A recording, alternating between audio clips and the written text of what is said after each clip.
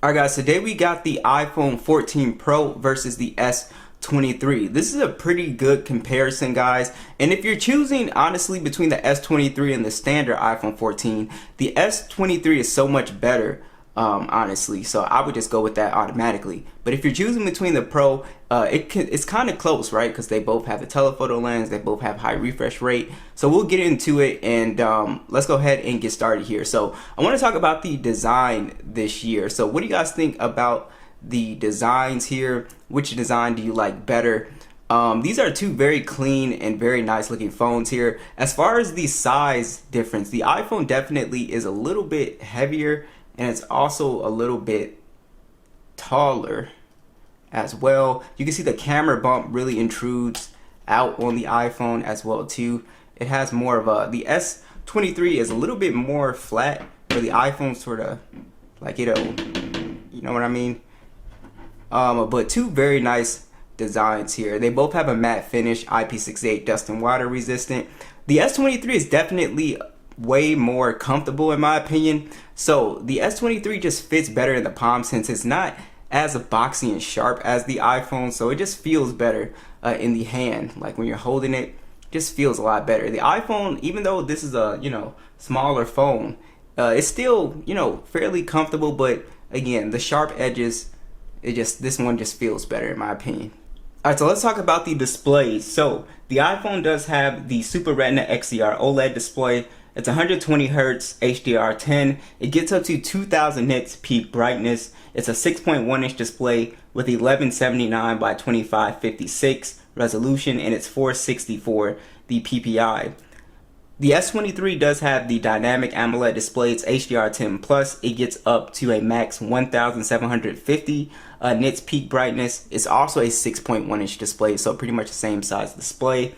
It's 1080p 425 for the PPI. So it's pretty interesting. I do prefer the Galaxy S23's display here for a few reasons. So the punch hole is just less intrusive when you're playing games or you're watching content. It just looks better in my opinion. It's just not in the way. Apple does have some software functionality with the dynamic island. You're able to, it's really like a multitasking thing, basically, to be able to switch through applications and stuff like that. Also, the screen to body ratio is noticeably better on the S23. The bezels aren't as thick. I believe the iPhone has it's 86.8% screen to body ratio. The S23 has a 87%. So I don't know if you guys could tell, but it just overall looks a little bit, I don't know, it's very minor. But the iPhone does have a brighter display as well in direct sunlight. It is slightly brighter, but these are two very bright phones outdoors, so it's not like a massive difference. Like I said, the big thing here is the dynamic island versus the punch hole. Like I said, I personally just prefer the less intrusive, punch hole. But like I said, you might like the dynamic island, the functionality. See, you can see basically, so when you're in like another application, it'll pop up and it kind of has like a software thing to it. But other than that, like I said, I really like the display. They're both flat displays as well too. And again, they're both the same size as well. So very beautiful panels here, honestly, color wise. You'll just be really happy with the screens on both these phones. Now, when it comes to the specs of these two phones, with the iPhone, we are running the Apple A16 chip, 128 gigs of internal storage on the base model, and then we have 6 gigs of RAM. The S23 is running the Snapdragon 8 Gen 2 processor, and then we also have 128 gigs and 8 gigs of RAM on the base model. So we are running Android 13, One UI 5.1, and you guys can see the score differences. Here you can see iPhone slightly better score here, and how that basically translates when you're using the phone is pretty much just non-existent. And when it comes to the general speed and animations, both these phones are pretty fast. You can see Samsung has done a pretty good job with One UI animations. They feel extremely smooth this year, and you guys can just see how fluid and fast both of these devices are here. So they're pretty much on par. I don't think anyone would really notice too much of a difference, honestly. And the S23 is to me just a little bit a hair faster than the iPhone when launching applications, to me a little bit. But like I said, other than that, not really a big deal. Let's go ahead and try something heavier like PUBG here. The gaming experience is much better this year because the Snapdragon 8 Gen 2 on the S23, it does not get as hot as last year. The iPhone also, it can heat up a little bit when playing games for a long period of time. These smaller phones, you know, they get a little bit warm, but surprisingly the S23 is pretty efficient when it comes to gaming for a smaller device here. So they both do a fantastic job with gaming performance. And the only thing, and it's really with PUBG, is that they were super late to update this game to the 90 frames option. It's on the older Samsung ones, but they just haven't optimized it yet. But like I said, the gaming experience is going to be extremely smooth. You can play anything you want in the Play Store or App Store with these two phones. I think this one should have the 90 frames option. Yeah, this one has the 90 frames option. The S23 is capable of doing it. They don't update. And it's weird because the older Samsung phones have the 90 frames. But regardless, you're going to get a very smooth experience, guys, when you are gaming. And like I said, if you notice, like the dynamic island, that's what I was talking about with like gaming and watching TV. You guys can see like that difference when you're gaming. Sort of cuts into the screen. Like I said, it's not too bad, but you know, it is a difference there, especially when you're working with these smaller displays. Let's check out these speakers max volume. We'll start with the iPhone.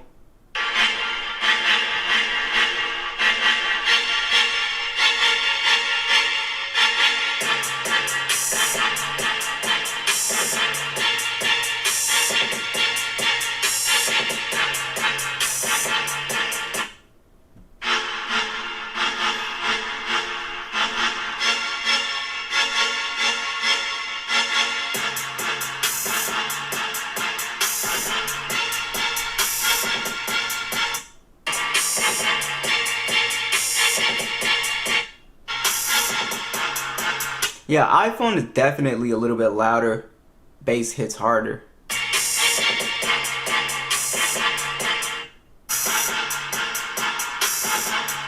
Yeah, the S23 is close, but it's just not as loud.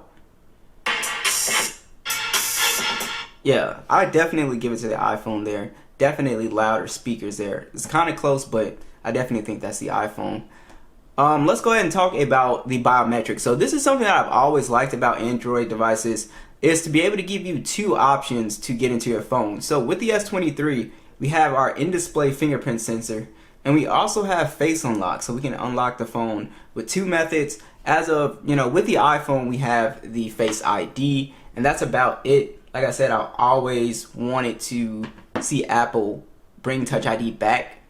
You know, put it in the power button under the display fingerprint sensor. I can't talk. Fingerprint sensor. It would be nice to have. Both these phones have NFC. They both have wireless charging. And like I said, the S23, a lot of people sleep on some of the features with Samsung phones. Is Samsung desktop support and also secured folders is something that I really love. And yeah, it's just reverse wireless charging. It's also another feature as well too that you'll really like. So let's go ahead and talk about the cameras this year. So the iPhone 14 does have a 48 megapixel standard, a 12 megapixel telephoto lens that does 3x optical zoom, and then you also have another 12 megapixel ultra wide that shoots in 4K 60, and a 12 megapixel selfie cam that shoots in 4K 30 or 4K 60, sorry.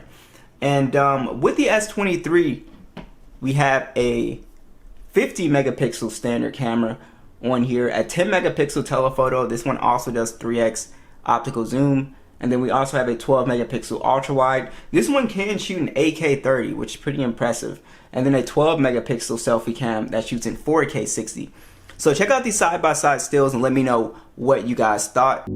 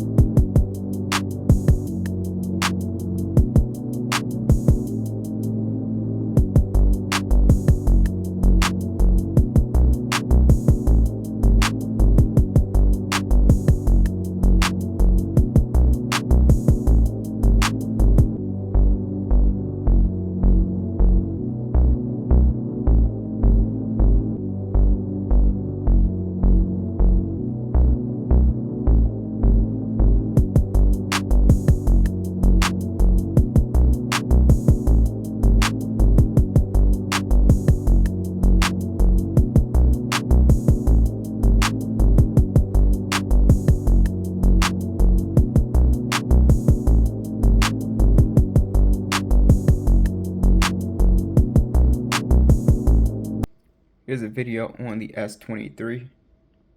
0.6 3 times.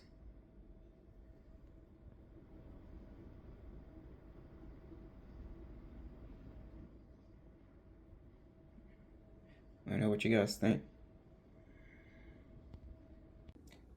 Alright guys, here's the video on the iPhone. Here's our 2x.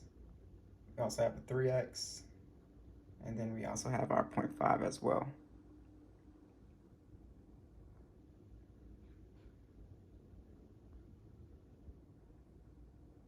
This is going to surprise a lot of you guys, but this year the S23's battery life is pretty much on par with the iPhones, and I would say if not better than the iPhones this year. It feels like I charge the iPhone more than I do the S23. So it's just something that I noticed, and again, it's just like it comes down to how you use the phone, but I'm telling you, the battery life is pretty good on this phone this year. So the S23 has a 3900 milliamp battery with 25 watt charging, wireless and reverse wireless charging. The iPhone does have a 3200 milliamp battery, and then you also have 15 watt wireless charging, and you have the MagSafe capability on here as well, and then you have wireless charging as well too. So I was just really impressed with both these phones. I think the battery life is great. They both get you through a day of use, but last year the S22, it wasn't that great, but this year it's so much better. So I feel like if you were avoiding, the smaller Galaxy phones because of battery life, this year the battery life is actually pretty good. So be sure to let me know, what do you guys think, and I'll catch you guys in the next one.